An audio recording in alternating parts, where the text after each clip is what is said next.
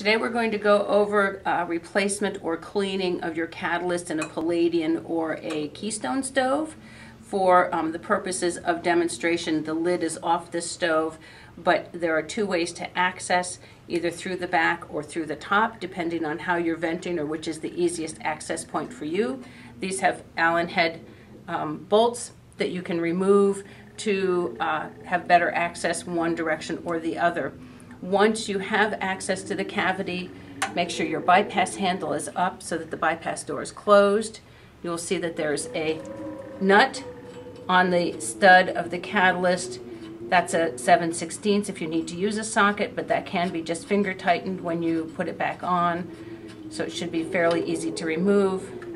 You're going to remove the heat shield, and it's either going to go turn it 90 degrees and come out the back, or you're going to turn it and lift it up and out the top this way. Once that's set aside, you'll see here's your catalyst. It has bolts. If you have a stainless catalyst, you have bolts that might still be holding it in place to give it a secure fit on the gasket. Those should be just finger tightened in.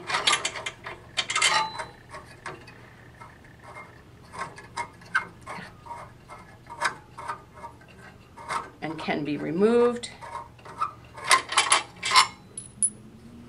And again, the catalyst is either going to be turned 90 degrees and out the back, or up and out the front, out the top. Give it a good cleaning, a brush off, a vacuum. Make sure that this honeycomb is clear. If you need to get any soot or ash that might be clogged inside that fine honeycomb, a 50-50 solution of white vinegar or distilled water. You can even do it in a spray bottle. Spray the top and the bottom generously.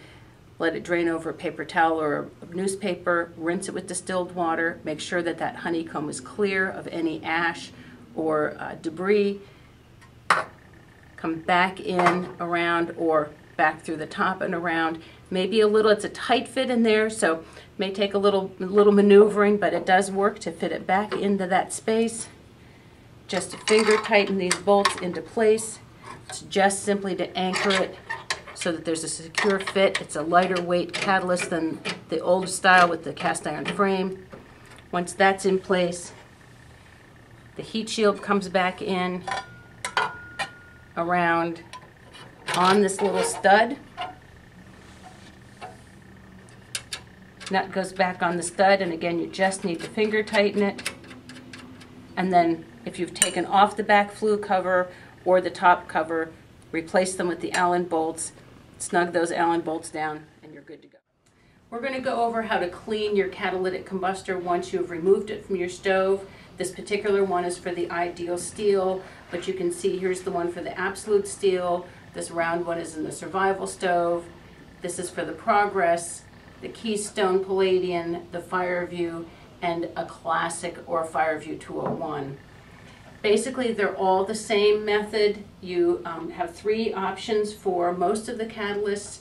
A light soft brush, this is just a soft paint brush from the hardware store, a vacuum, a shop vac, or with the stainless steel models you can use a 50-50 solution in a spray bottle of white vinegar and distilled water.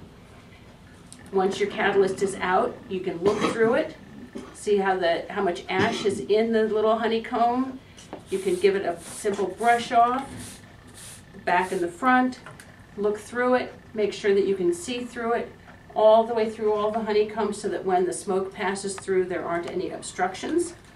If there is ash that is a little bit harder to get out, you can certainly use a shop vac. Give it just a light vacuuming front and back. Take a look again, see if you've removed all the ash from the honeycomb. If there's still ash that is baked on or glazed on the inside, take a 50-50 solution of white vinegar and distilled water. Simply put it in a household spray bottle. Spray the top and the bottom with the solution. Let it drain over a paper towel or newspaper. Then take distilled water, rinse it with distilled water, pat it dry, and you're ready to put it back in the stove.